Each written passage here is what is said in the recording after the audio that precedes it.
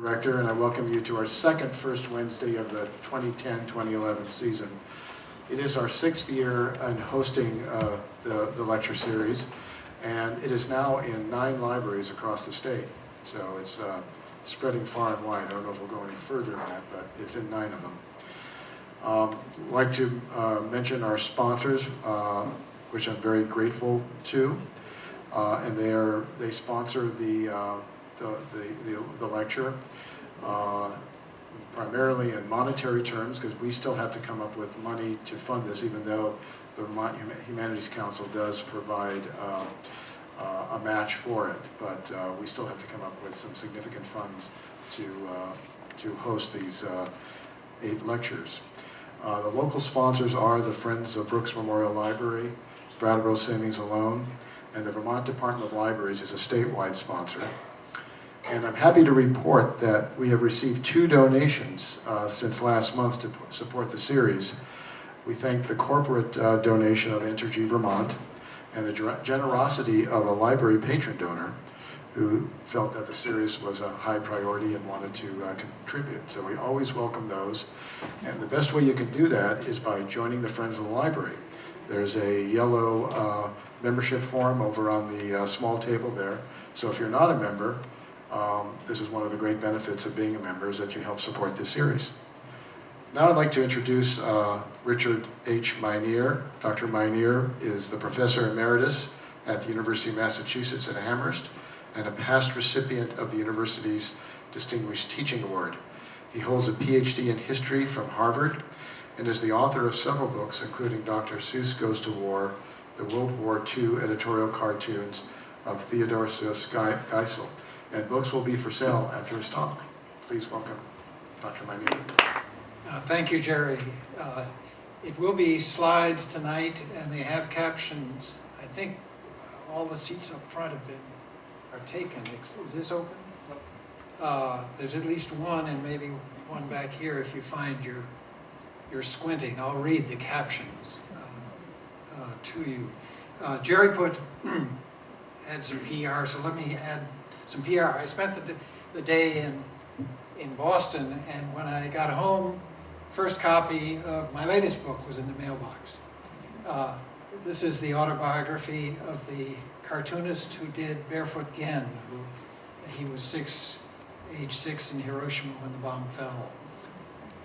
Famous worldwide, and this is his prose autobiography. His cartoon autobiography runs 10 volumes. This is the easier. I'm delighted to be here. Welcome. It's nice to have some folks over 30, over 40, over 50, over 60, 70, 80, all right, 90. My mother just passed her 104th birthday. Yeah. How many of you had Dr. Seuss read to you as a kid? How many of you have read Dr. Seuss to children and grandchildren? Yeah. How many of you can complete these sentences? 1 fish, 2 fish. A person's a person, no matter how small. An elephant's loyal, 100%. Is there any other American author that we could do that with? Stephen King.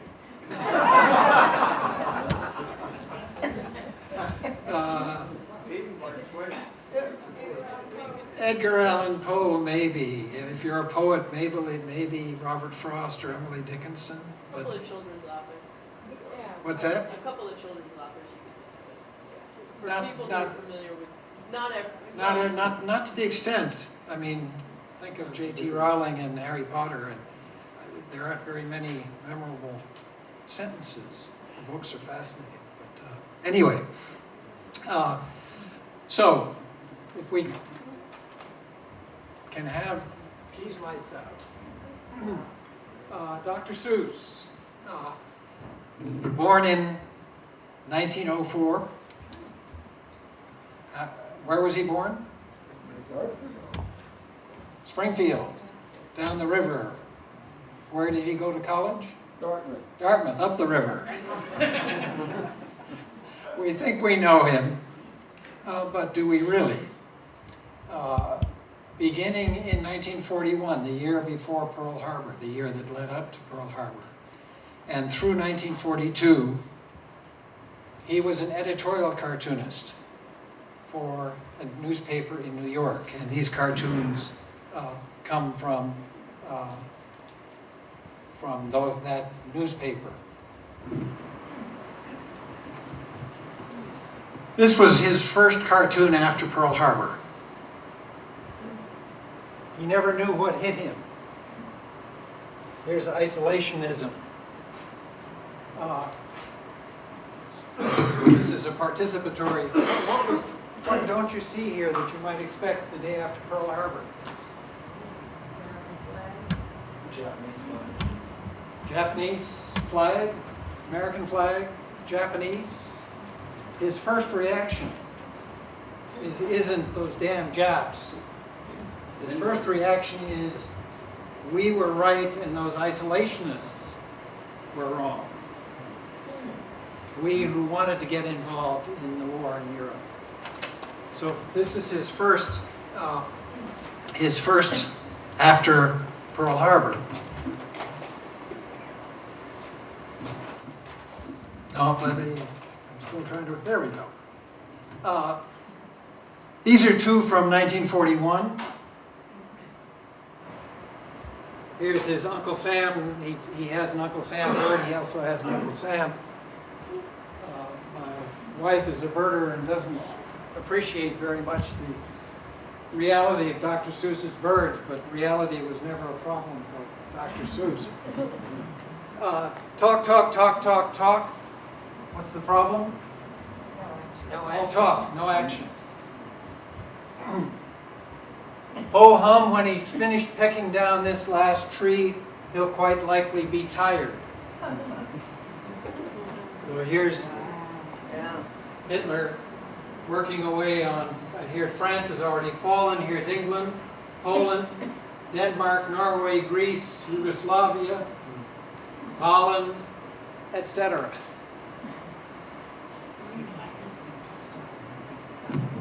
Okay. Yeah.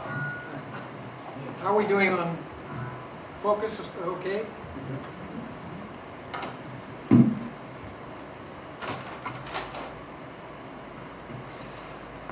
Many of his cartoons were morale building, and as I've said already, involvement in the war. Jeepers, is that me? Appeaser's mirror. Take one look at yourself and despair. The funhouse mirror. Over here, I was weak and run down. I had circles under my eyes, my tail drooped, I had a foul case of appeasement. Then I learned about guts, that amazing remedy for all mankind's woes. Now I'm taking it daily. Today I feel strong enough to punch Mr. Hitler right in the snoot.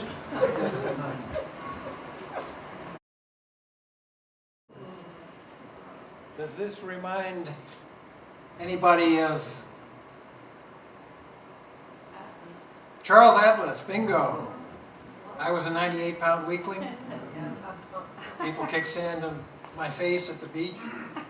Yeah, and in the original out in California that didn't get printed, there's something down at the bottom that was for your name, address, and you send in for as you did for Charles Atlas.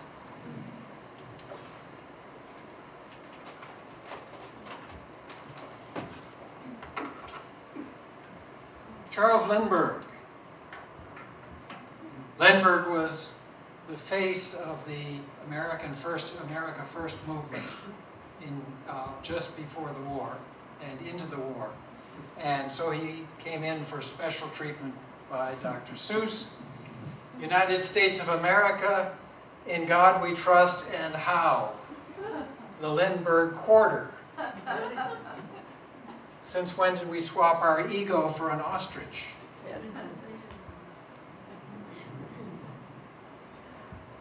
Here's Lindbergh giving a lecture. Science marches on.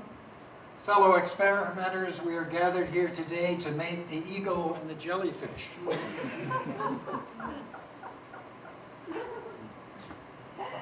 How many eyes does a jellyfish have? How many eyes does Dr. Seuss's jellyfish have? Again, he feels perfectly free to meddle with nature.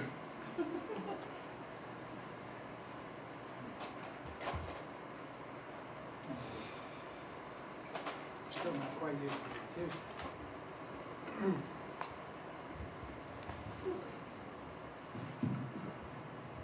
this. This self-satisfied lady is reading to her kids America First is across her sweater, and she's reading Adolf the Wolf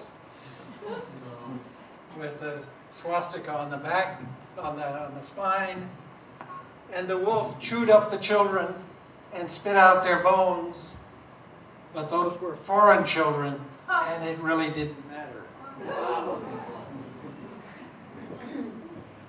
There are shades of this that come down to the present day. Think Tea Party, think a recent presidential candidate. Who was it who said he would be an America First kind of president? Pat Buchanan. There are echoes both forward and back. There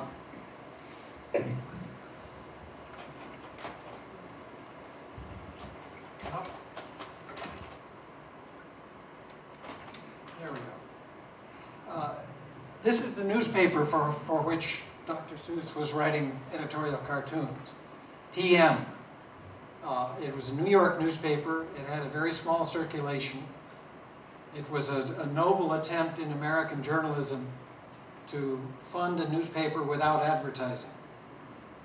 So down at the bottom, PM sells no advertising, which is great until your fat cat bankroll runs out, and then they wound up selling advertising, and that still didn't keep them from going under. This is the Daily, 5 cents. That was, the New York Times was 2 or 3 cents at this time, so 5 cents was more than standard. We've seen this cartoon. This is the Sunday edition, which had 2 sections to justify the 10 cents. The second section was largely pictures, and it's the only section that survives after several changes. If you buy the Globe, Boston Globe on Sunday, you get Parade with it. Some newspapers you get Parade magazine. That's the distant descendant of the second half of PM. Are these the kind of headlines you'd see in the New York Times or the Boston Globe? Who sells oil to our enemies? Answers. What are we going to do about it? Aggressively left, aggressively interventionist, aggressively political, as we will see with Dr. Seuss. In a speech in Des Moines, Iowa,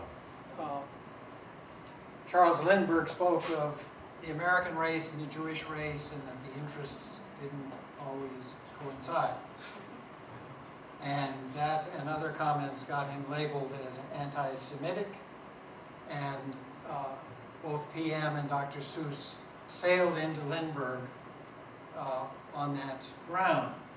Most newspapers didn't bother them, but PM it did. So here's spreading the lovely Goebbels stuff.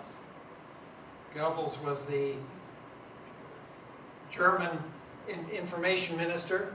Here's Lindbergh with a gas mask on top of this Nazi anti-Semite stinkwag. Hitler, the French wartime collaborationist, did it again, Laval. And only God can make a tree to furnish sport for you and me. Where does that come from? Joyce Kilmer. I looked in the newspapers at about the time of this cartoon. This isn't about the Holocaust. And Dr. Seuss finished cartooning before certain word of the Holocaust hit the United States. I looked in the newspapers for reports of lynching of Jews in France and couldn't find them. And I finally concluded that this was Dr. Seuss using the American idiom to speak of persecution. Put your finger here, pal. This is a Christmas time cartoon. The wreath has swastikas. Race hatred, my annual gift to civilization. Put your finger here, pal. The pal is the U.S. anti-Semite. Very powerful. And again, cartoons on this topic probably would not have run in any major U.S. newspaper. So PM is way ahead of things, as is Dr. Seuss. How old is Dr. Seuss? Born in 1904. So at this point he is late 30s. This is before, he did 4 or 5 not so famous children's books before the war. He made his way through the Depression by, as we'll see, by doing not editorial cartoons, but advertising cartoons. And it's only after the war that the big books come. And I think his wartime cartoons helped him simplify, focus, be as political as he ultimately was. The old runaround. U.S. war industries, Negro job hunters enter here.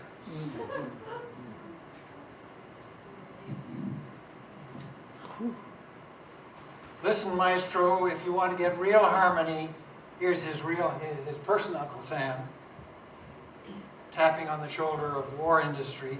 If you want to get real harmony, use the black keys as well as the white. Black labor, white labor. In that sense, Dr. Seuss was ahead of ebony and ivory. Yeah. So here too, Dr. Seuss and PM are well ahead of the game. These are cartoons would not have run in any major U.S. newspaper. War work to be done. No colored labor needed. And these two black laborers, there seems to be a white man in the woodpile.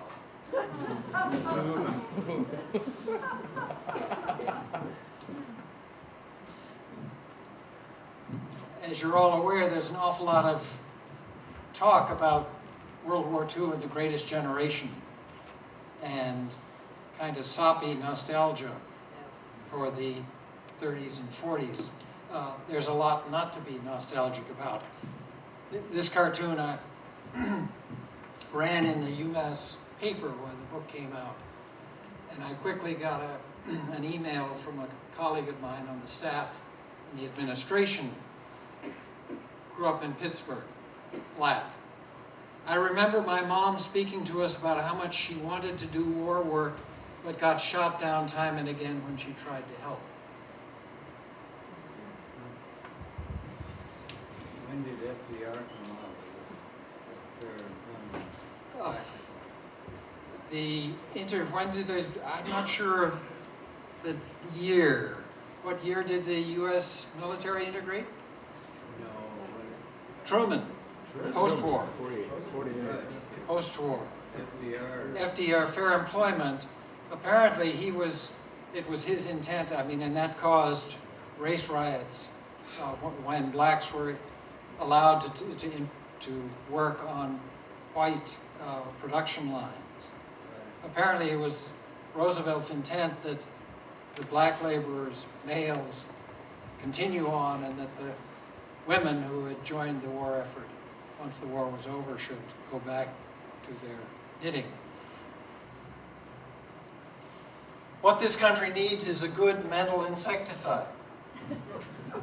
Here's Uncle Sam. What is this thing?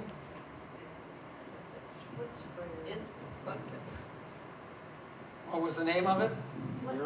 Flit? Quick Henry the Flit? That's where Dr. Seuss made his money.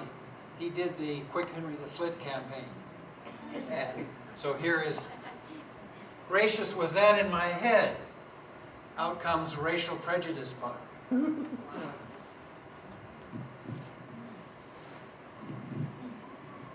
So great, Dr. Seuss is doing fine.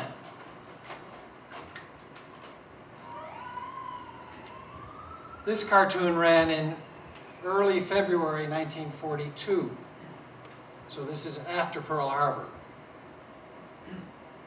It's a week before the FDR administration rounded up Japanese Americans, Americans of ethnic Japanese descent on the West Coast, and put them behind barbed wire. Waiting for the signal from home.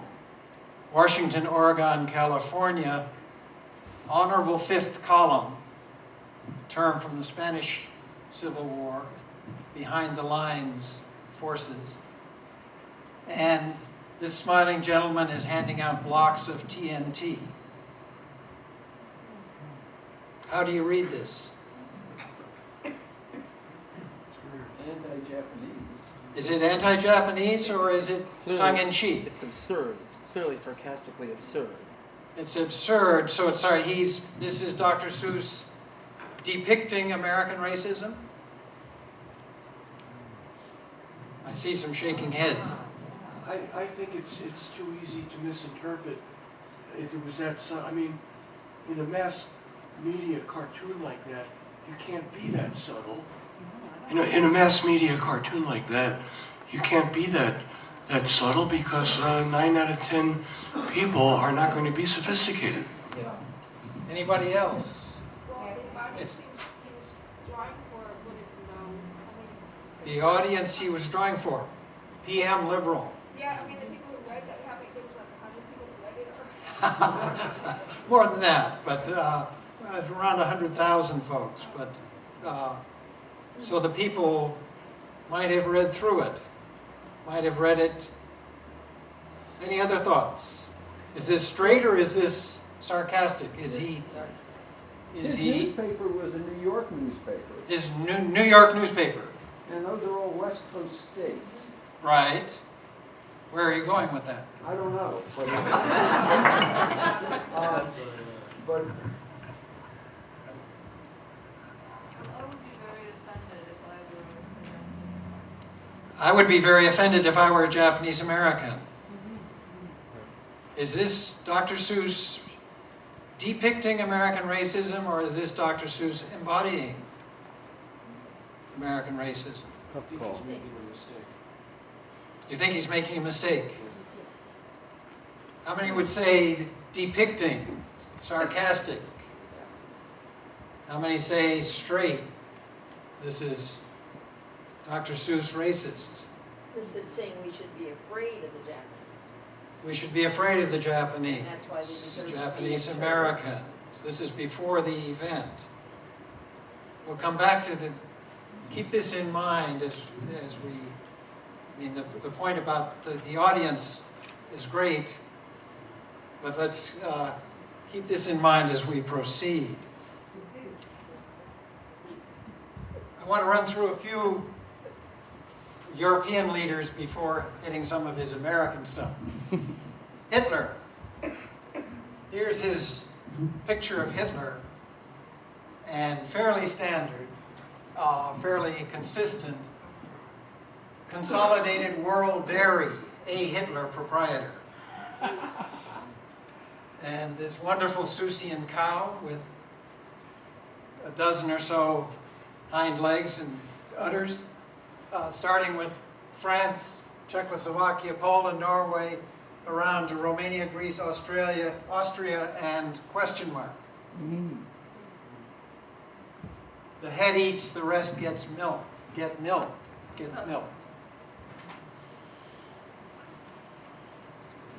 ask yourselves, it's about his image of Hitler,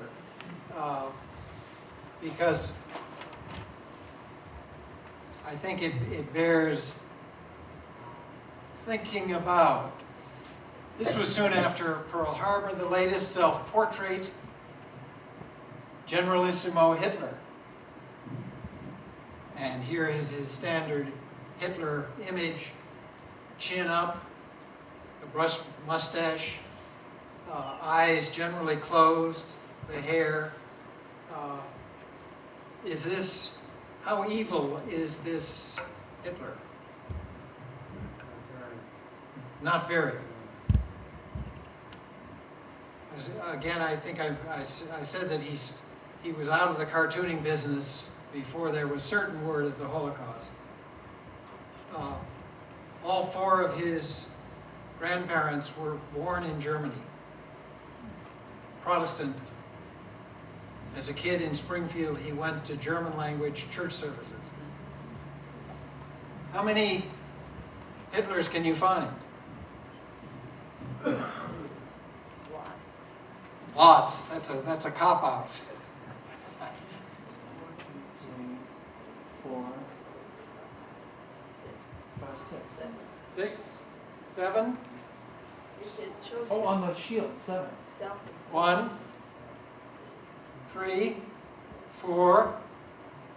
He was, of course, a failed artist. 5. The horse. The bird on the shield has a mustache, eyes closed. The hilt of the sword. Full of self. Full of self-importance, absolutely. This wound up being the cover of my book. And I'll say something more about the cover in a little bit. It's partly because of his kind of insouciant Hitler that I think some of his most powerful cartoons are headless. What do you expect to be working at after the war? And here's John Q. Citizen polishing the boots of the Nazi. Second creation, the Nazi mold, melting down people and turning them into automatons.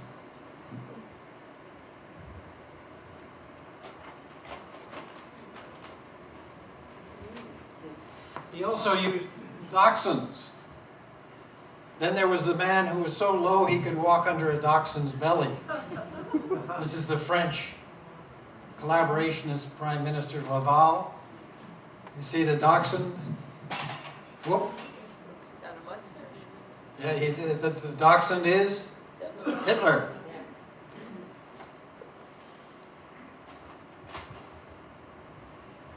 With Adolf in Egypt.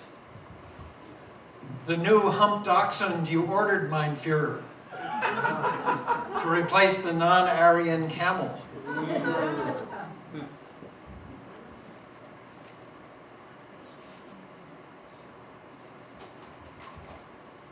me back up. I think I've got one more here. Two things about this. First, here are two different German faces. As well as the dachshund. There's a variety there. There's a difference in treatment that we won't see later. This cartoon inspired a letter to the editor of PM. Let me read you the letter to the editor. Protest from down under. Dear editor, as a dachshund owner of many years standing at the curb and elsewhere, I am moved to protest. Your cartoonists, and Dr. Seuss in particular, persistently use the gentle dachshund as a symbol of Nazi aggression. If this insidious campaign continues, I'm afraid people will begin to consider it their patriotic duty to kick my little darling around. And he wouldn't understand. He doesn't read the papers. I call this to your attention because I've always regarded PM as a champion of the rights of the underdog. And believe me, than the dachshund, there is no dog more under.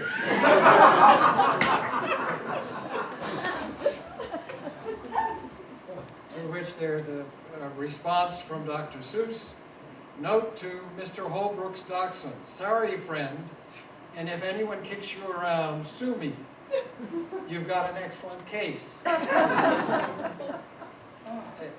was only after the book appeared and I thought about it for a while that I began to wonder whether Dr. Seuss hadn't written both the letter, the original letter and the response. Other European leaders. Benito Mussolini, send anything but books. I've already got one, bundles for Benito. And there's Mein Kampf strapped strategically under his belt. The background for this, as some of you may remember, is that there, before the Hot War, there was a Bundles for Britain campaign. And that blew by me until I was out giving this talk in California with Audrey Geisel in the audience. And somebody came up afterwards and said, my mother worked hard in the Bundles for Britain campaign. Here is Laval, the French premier, collaborationist, crawl out and round me up another 400,000 Frenchmen. This isn't Holocaust, this is forced labor. And Hitler is dressed up in kind of Valkyrie get-up. Of those two figures, who is the more evil? The Frenchman. Again, his picture of Hitler and the post-war picture of Hitler, there's some disparity. Second one for Mussolini, Rome town boy makes good, Benito cleans up Egypt. And he's the janitor coming up out of the cellar to vacuum the pyramid.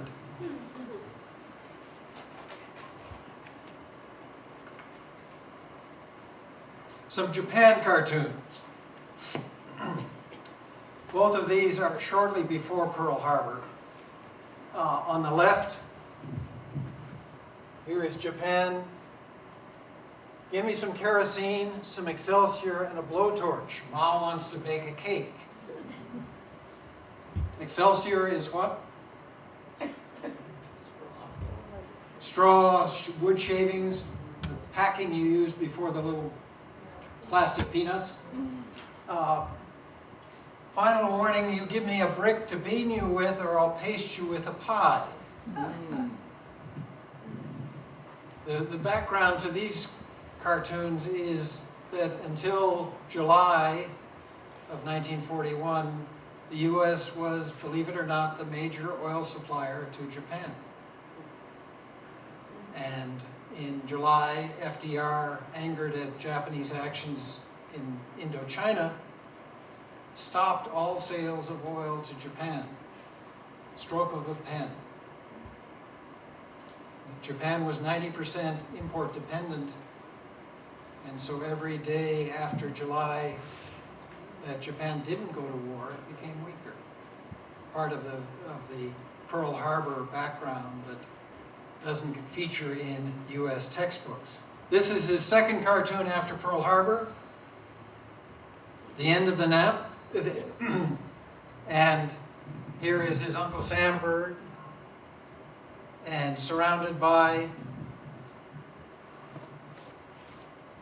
the stereotyped Japanese.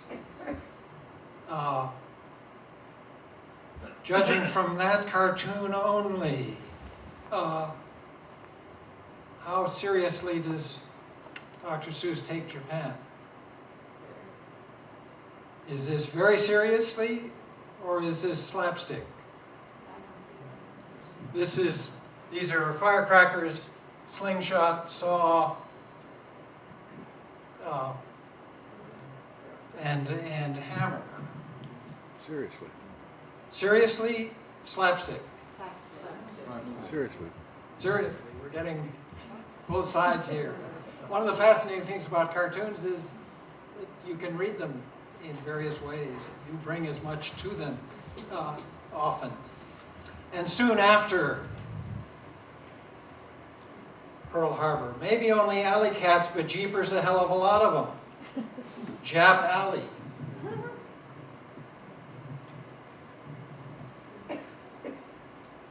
Stereotype? Problems, maybe?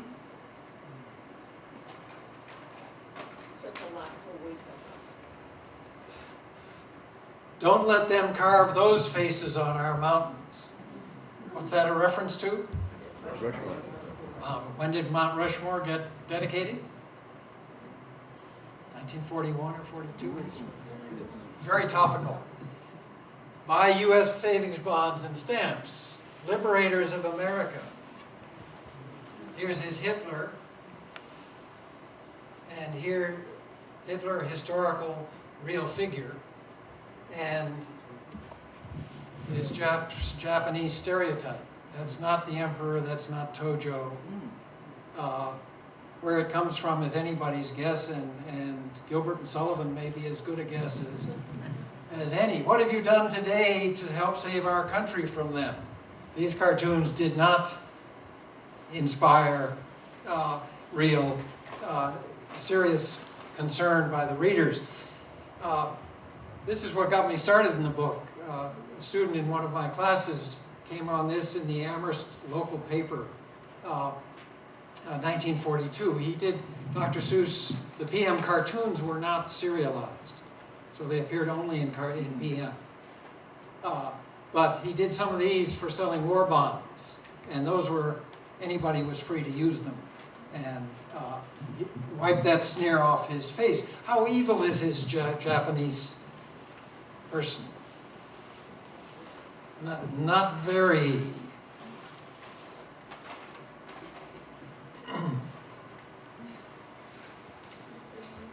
This cartoon appeared after reports that the Japanese would put some of Doolittle's raiders on trial.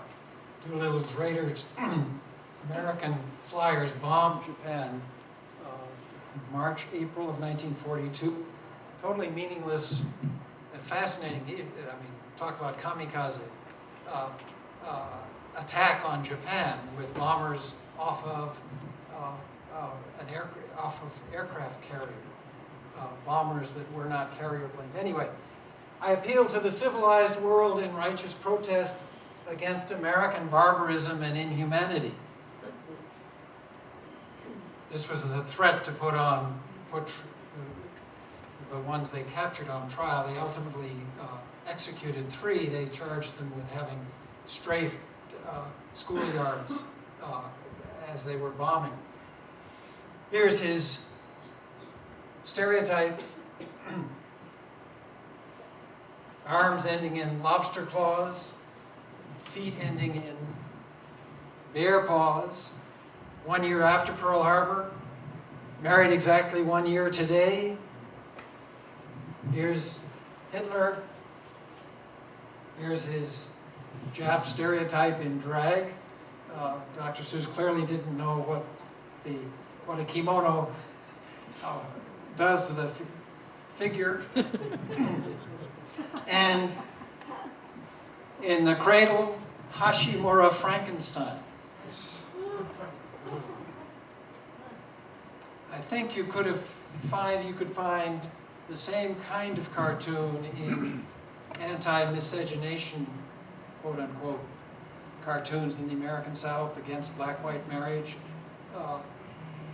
There's a long tradition of that kind of dealing. Early in 1942, he did a series, War Monuments. War Monuments. John F. Hindsight. Master strategist of yesterday's battles. Famed for his great words, we coulda and we shoulda. War Monuments number 4. To John Haynes Holmes. who spoke the beautiful words, "The unhappy people of Japan are our brothers." And here is John Haynes Holmes with his hand on the shoulder of his stereotype with a halo. This cartoon, John Haynes Holmes was a prominent Protestant pacifist preacher in New York, and this cartoon drew some comments. And so let me give you some examples from letters to the editor.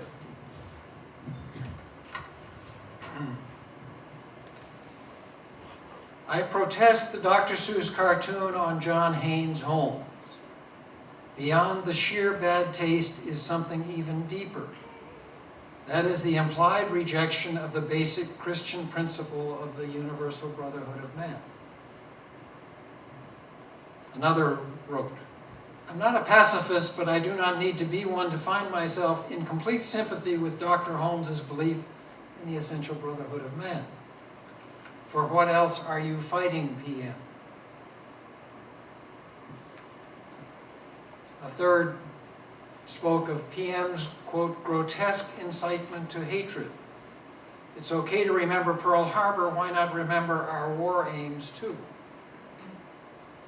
So this cartoon, virtually alone among all Dr. Seuss's cartoons, drew hostile criticism from a number of readers. This drew a response from Dr. Seuss, and I'll read the entire response. In response to the letters defending John Haynes Holmes, "Sure, I believe in love and brotherhood and a cooing white pigeon on every man's roof. I even think it's nice to have pacifists and strawberry festivals in between wars." That's the first paragraph. Second paragraph. "But right now, when the Japs are planting their hatchets in our skulls, it seems like a hell of a time for us to smile and warble brothers. It's a rather flabby battle cry." Third paragraph. "If we want to win, we've got to kill Japs, whether it depresses John Haynes Holmes or not. We can get palsy-walsy afterward with those that are left." Signed, Dr. Seuss.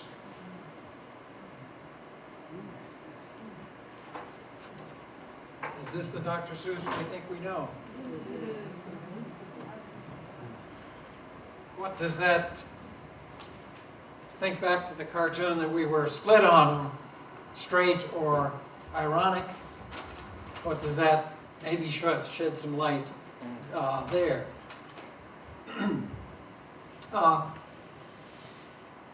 Some of the domestic cartoons. You can't build a substantial V out of turtles, dawdling producers. What does this remind you of, all you Seuss people? Yertle the Turtle. Yertle the Turtle. How many of you know Yertle the Turtle? Who is Yertle? Yertle's the one up on top. Right, the king. Yeah, Mac is the one on the bottom. Mac is the one on the bottom. And Mac burps, and then comes tumbling down. When Dr. Seuss first drew Yertle, Yertle had a Hitler mustache. Who is Yertle? Hitler. Almost all of Dr. Seuss's books after the war track back to earlier. Giving the Axis a lift. Step on it, kid. You've got gas and rubber to burn. U.S. Joyrider.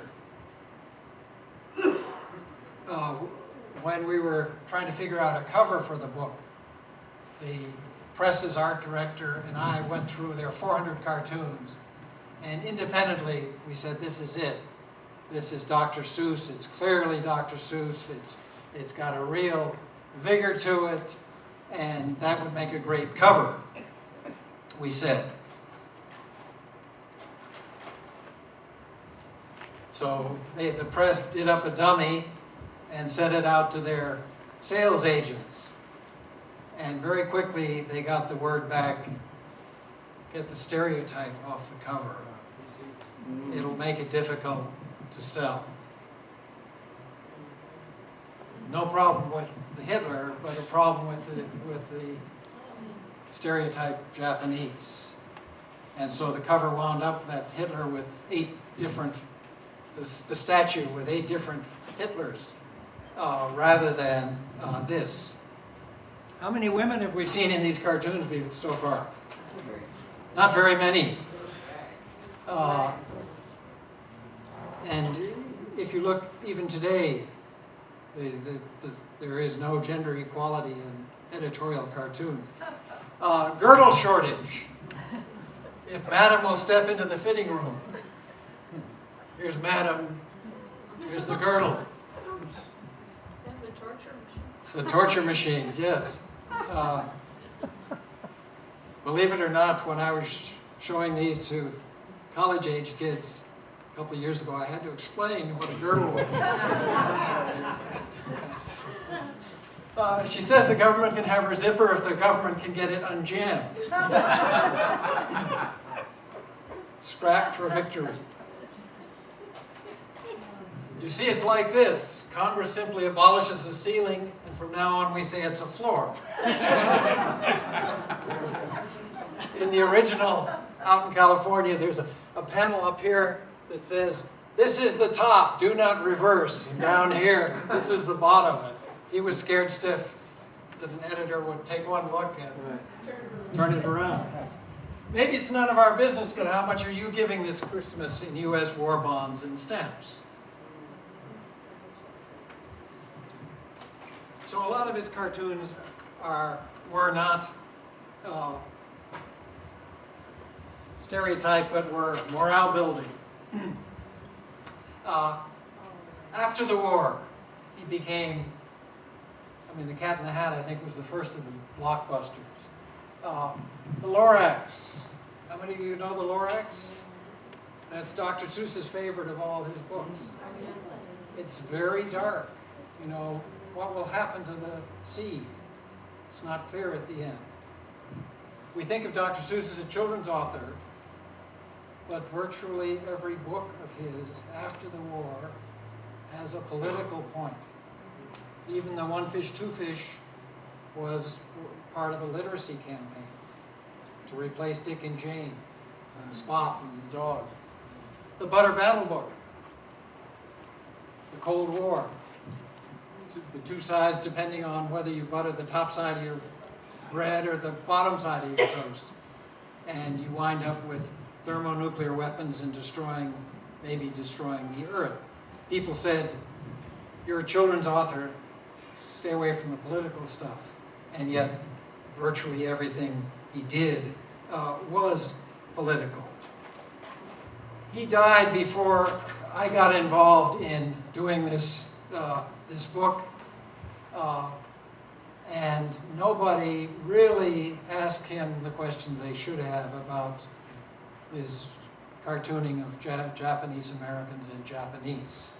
The nearest it came to was an interview with the Dartmouth Alumni Magazine, and this was a follow-up answer he sent in to the interviewer. So this is Dr. Seuss's handwriting and spelling. PM political cartoons. When I look at them now, they're hurriedly and embarrassingly badly drawn.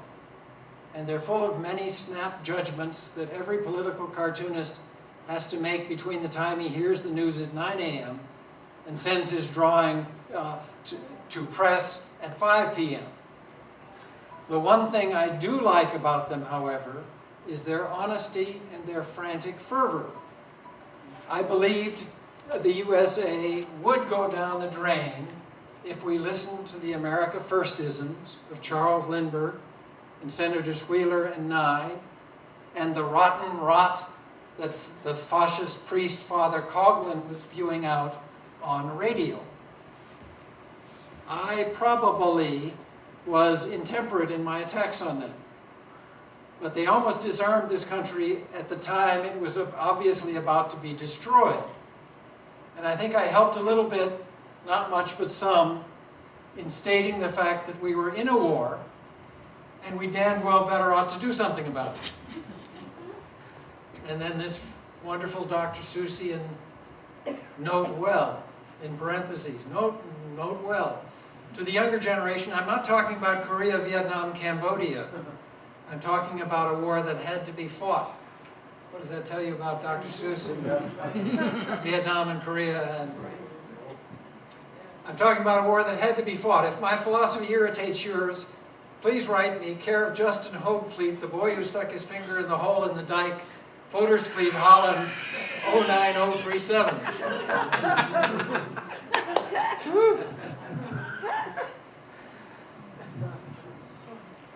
But as I said, nobody got to him on the Japan cartoons. Some of you may know the book, Horton Hears a Who.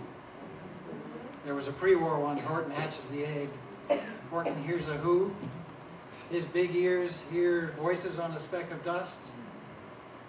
And the speck gets kidnapped by a black eagle, Vlad Vladikov. It's written in 1950-51.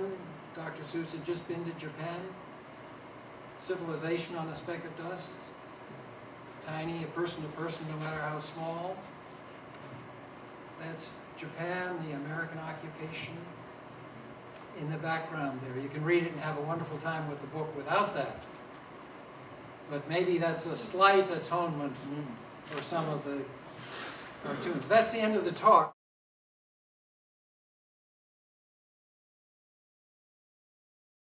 Go ahead. I heard that a person's a person, no matter how small, is supposed to be anti-abortion. Now, you can see how that could be interpreted. Absolutely. I mean, Dr. Seuss. Is there any other evidence of his position about abortion? So I mean, that would either corroborate that, or or just confirm it. His politics after the war were quite left. Lorax is an environmental tract. The Butter Battle Book is anti. But nothing specifically. Nothing specifically, I think. But Dr. Seuss. I mean, if you Google Dr. Seuss, you'll find him used. People rewrite Dr. Seuss for every cause, every possible cause, and that itself is kind of tribute to the impact he's had on our minds.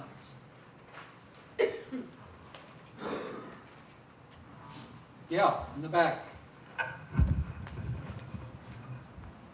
So what eventually happened to PM, and why did Dr. Seuss decide to leave mid-war? Did he find that he wasn't being effective, or No, he enlisted, and he worked with Frank Capra. So he went from these cartoons to the major political propaganda effort of the American government, the Why We Fight series, and did that right through the war. And after the war, he won 2 Oscars for quote-unquote documentaries. One says Hitler, the title is Hitler Lives, ? And the other one is Design for Death, which is about Japanese culture. That he did before he did Horton Hears a Who. So no, he went from frying pan into the fire, from small impact PM to huge impact Frank Capra. Some of you may know the Why We Fight series. It'd be fascinating if we could pull out which of those, the images or the frames are Dr. Seuss's book, but we can't. Somebody in the back? Yeah. Did he use the nom de plume, Dr. Seuss, for everything he wrote and drew? The nom de plume, it's his middle name, and it's Theodore Seuss Geisel. And he got started that way because he got outlawed at Dartmouth. He got banned from publishing at Dartmouth by the dean, who got angry at him. And so he started doing things under Seuss. I'm not sure what point the doctor got added. But no, I think his mother's maiden name. He did Geisel backwards. He also did a couple books, Theo Lassie, turning Geisel around. Fascinating person, and a million different undertakings. I mentioned talking about this in La Jolla, and his widow, Audrey Geisel, was in the audience. And I was a little worried, and basically I laid it out. I didn't pull my punches there, and talked about Dr. Seuss's racism. I'd heard she was reasonably okay with it, and she came up afterwards. She said, "Oh, it was fascinating. I never knew any of that." And she was his second wife, and they got married after the war. The doctor was strictly assumed, right? He didn't have a doctorate, did he? Of any type? No, he didn't. In fact, when he was at Dartmouth, he mentioned to his father that he was applying for a post-grad scholarship. And his father mentioned it to a friend who was an editor of a Springfield paper, and got published in the paper that he was going to get this. He never got it, but his father funded him for a year in Europe. Did he ever get flack for using the term doctor without? No, and ultimately I think he had 3 or 4 honorary doctorates. Somebody... Did we ever come to a conclusion about the 5th column cartoon? Did we ever come to a conclusion? Let's see. The 5th column cartoon is... I know the answer in the back of the book. No fair. That's if you believe authors. Forget about that. You remember the cartoon? Waiting for the signal from home? TNT, blocks of TNT. Is that straight, or is he depicting American racism, or is he embodying it? Embodying. Depicting hands? We've got some hardcore holdouts here. Embodying it? Both. Ooh. What's that? Both. Both. Don't think you can have your cake and eat it too. Yeah. So here again, just because some smart-ass PhD says that this is the way to interpret it, don't necessarily. You did say that there was not one single conviction for an act of sabotage by a Japanese American. Oh yeah, on that side, on that score, absolutely. And yes, I tend to think of that as embodying American racism. Dr. Seuss grew up in Springfield. There weren't a whole lot of Asian Americans in Springfield in the 10s and 20s. Went to Dartmouth, went from Dartmouth to Europe, spent another 10 years in New York City. It's only after the war that he moves out to California. So I think it's a combination of lack of contact and kind of the Gilbert and Sullivan inherent making fun of Asians. It is interesting that with Hitler, he attacks them personally over and over again, but not Germans. But with the Japanese, he doesn't go after Dojo or Hirohito. It's whole cloth. It's whole cloth. And again, there are several Germans. There are some crew-cut generals and Goebbels in there, and Dachshund, and so he's... But Pretty much. But Hitler is specific, Right. and the Japanese is general. I can keep going, but let's call it, the formal part of it closed. You've been a very good audience. Thank you.